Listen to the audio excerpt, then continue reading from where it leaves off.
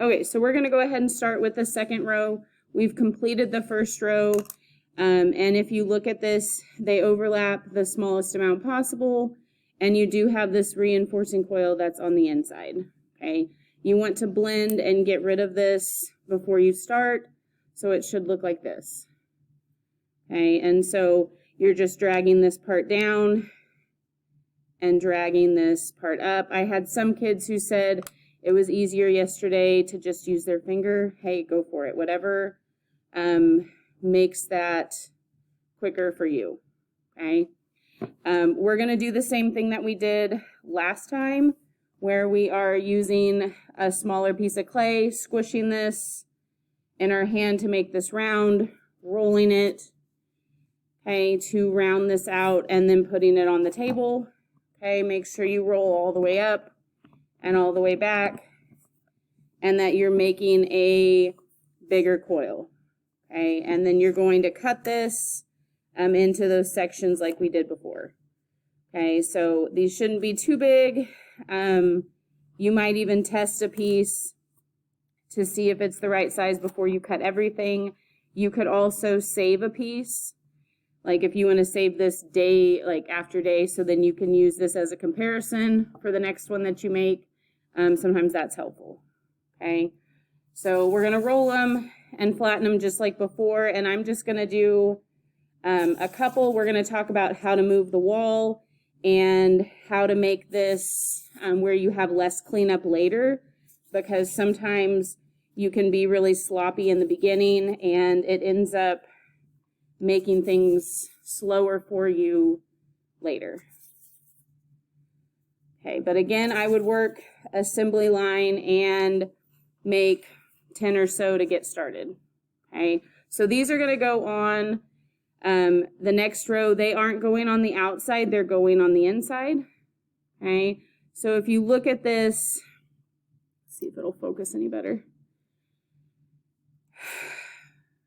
Okay, if you look at this, they really have like a V right here. And so we don't want to score and slip this section of it. We just want to score and slip what's going to touch. We don't want to score and slip any more than is necessary. And so I feel like it's easier on these. I'm not going to cut them, but I'm just going to score and slip one side and then twist and score and slip the other. So I've got like a V shape here. So then it will hide behind there. You're not even going to know that you had it, okay? And then you won't have anything to clean up later, okay? So that's what I'm going to do. I feel like it's faster to do a bunch of these. And like if you had something that had a crack on there, you could hide that behind the section that you are scoring and slipping. But that's kind of up to you on how particular you're going to be. But lots of crisscross X's on this.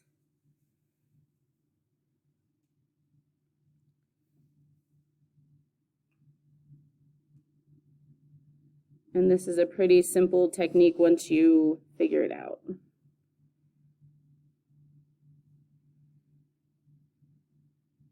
Okay, so I've got all those where I have that scored and slipped like a V. I'm going to use my paintbrush and put some slip on all of these. It's not as big of a deal to have extra slip on here because that will come off real easy.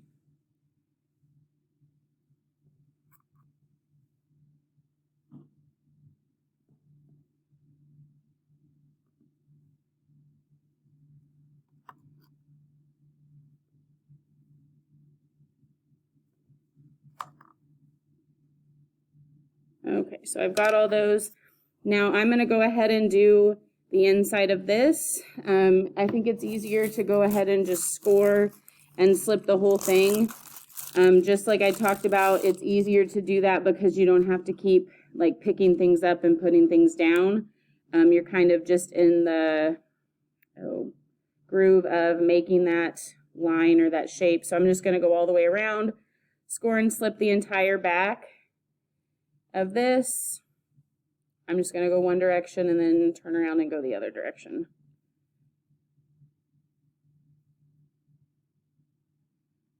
all the way on the back of it. And this doesn't have to be quite as nice and pretty because it's going to get covered up. Whereas you're going to see the small slabs on the others. Okay, so same thing this way. I'm just going to go the opposite way, get lots of texture on it so it's going to stick.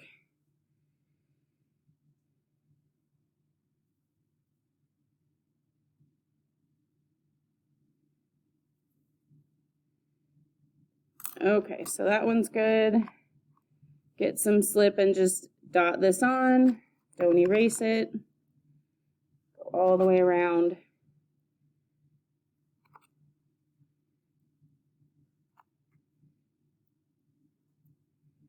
Okay, so I've got that done. Everything's like prepped, and now I'm going to just put these in the center. Okay, so you can see they're going in the middle there. If you look at it this way, you can kind of twist and make sure it gets covered up. Lots of times we focus so much on the inside that you forget to turn it around and look at the outside. Okay, so it's almost more important to be looking out here because this is what you're going to see. Okay, so just pop those on. They should go right in the center. Or close to the center. You might have a few places where there's some extra scoring, but that's not a big deal. It's easy to get rid of a little of it. You just don't want to have a lot that you'll have to do. Okay, and that's all I made. So I have all these pieces on. I still have a few that I need to put on over here, and I've pressed them from the inside. Okay, to make sure that I've like adhered that Velcro. I am going to take this now and blend the inside of this. This is like added insurance that this is going to stay together. It's also going to make sure that I don't have any holes. Okay, so I'm just going to blend this and press all these pieces together. Okay, I am keeping my hand on the outside of this, like my fingers, so I'm not going to be able to press through. Okay, so this is the next step on getting that first row on and making sure that it's on the back of it. You can use your little cup. It's amazing what a paintbrush can do. It's like a little sponge. So if you fill this up with some water, you can dip your paintbrush in there, and then you can get rid of some of these little things that are on the outside that might bother you. Okay, and they go away real fast with a paintbrush as opposed to using something big like a popsicle stick or a big sponge. Okay, you don't want to take something like a pencil and carve around these. The reason that these look so nice once they're glazed is there's different height levels to this. Like this piece is behind this one, and so when you put glaze on top of it, it's going to like puddle in the creases, okay, in the deeper areas and roll off of the higher ones.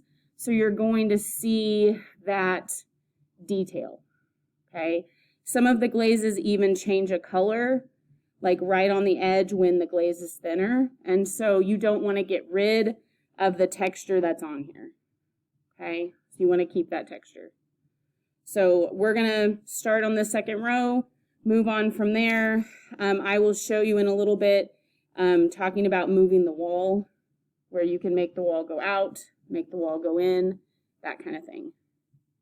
Okay, make sure your name is on the bottom. Okay, and we can go ahead and get started.